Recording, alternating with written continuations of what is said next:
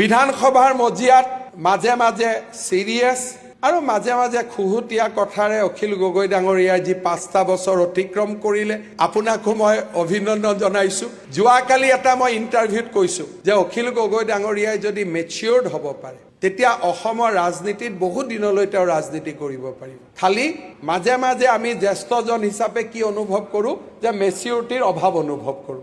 Otherwise আজি মই শেষত মোৰ মনৰ কথাটো কৈছোঁ, অহা 5টা বছৰত অখিল গগৈ জিকি আহক আৰু তেওঁ সেই মেচিউৰিটি দেখাওক, আমাৰ কোনো আপত্তি নাই আৰু মই শুভেচ্ছা জনাম।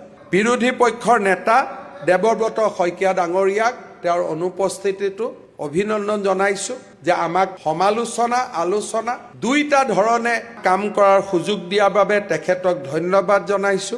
বিধানসভাৰ মজিয়াত মাজে মাজে সিৰিয়াছ আৰু মাজে মাজে খুহুতীয়া কথাৰে অখিল গগৈ ডাঙৰীয়াই যি 5টা বছৰ অতিক্ৰম কৰিলে আপোনাকো মই অভিনন্দন জনাইছো। যোৱাকালি এটা মই ইণ্টাৰভিউত কৈছো যে অখিল গগৈ ডাঙৰীয়াই যদি মেচিউৰ্ড হ'ব পাৰে তেতিয়া অসমৰ ৰাজনীতিত বহু দিনলৈ তেওঁ ৰাজনীতি কৰিব পাৰিব। খালি মাজে মাজে আমি জ্যেষ্ঠজন হিচাপে কি অনুভৱ কৰোঁ যে মেচিউৰিটিৰ অভাৱ অনুভৱ কৰোঁ। আদাৰৱাইজ আজি মই শেষত মোৰ মনৰ কথাটো কৈছোঁ যে অসমত আমাক লাগে প্ৰমোদ গগৈ ডাঙৰীয়াৰ পৰা আমি শিকিব লাগিব, গৌৰী শংকৰ ভট্টাচাৰ্যৰ পৰা আমি শিকিব লাগিব আৰু গৌৰী শংকৰ ভট্টাচাৰ্য আৰু প্ৰমোদ গগৈৰ দৰে ব্যক্তিৰ সদনৰ ভূমিকাই এজন সফল বিৰোধীৰ বিধায়ক কেনেকৈ হ'ব পাৰে তাক সোঁৱৰাই দিয়ে। হেমেন দাস আছিলে আৰু মই অকণমান দিন পাইছিলোঁ, কিন্তু তেওঁলোকে যেতিয়া ইণ্টাৰভেনশ্যন কৰিছিল মুখ্যমন্ত্ৰী বহি যাবলৈ বাধ্য হৈছিল। মই ভাবোঁ অহা 5টা বছৰত অখিল গগৈ জিকি আহক আৰু তেওঁ সেই মেচিউৰিটি দেখাওক, আমাৰ কোনো আপত্তি নাই আৰু মই শুভেচ্ছা জনাম।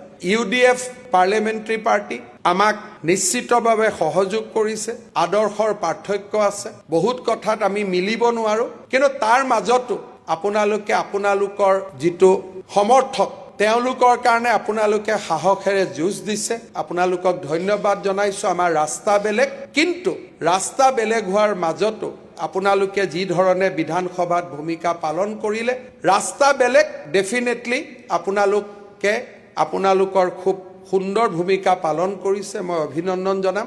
মনোৰঞ্জন তালুকদাৰ ডাঙৰীয়া তেখেতৰ মেচিউৰিটি দি যিমানখিনি বিধানসভা গাইড কৰিছে নিশ্চিতভাৱে ধন্যবাদ জনাম। ক'তো কেতিয়াও বেয়া পোৱাৰ পৰিৱেশ হোৱা নাই আৰু BPF আৰু UPPL দলক মই বিশেষভাৱে ধন্যবাদ জনাম। নিৰ্বাচনত BPFৰ লগত আমি বেলেগে প্ৰতিদ্বন্দ্বিতা কৰিছিলোঁ, UPPL আমাৰ মিত্ৰ দল আছিলে, কিন্তু দুইটা দল অত্যন্ত গাম্ভীৰ্যতাৰে আৰু অত্যন্ত দৰ্শনীয়ভাৱে তেওঁলোকে বড়ো জনগোষ্ঠী আৰু বড়োলেণ্ডৰ সমূহ ৰাইজৰ হৈ যি শক্তিশালী ভূমিকা গ্ৰহণ কৰিলে মই আজি BPF আৰু UPPL দলকো অভিনন্দন জনাইছোঁ।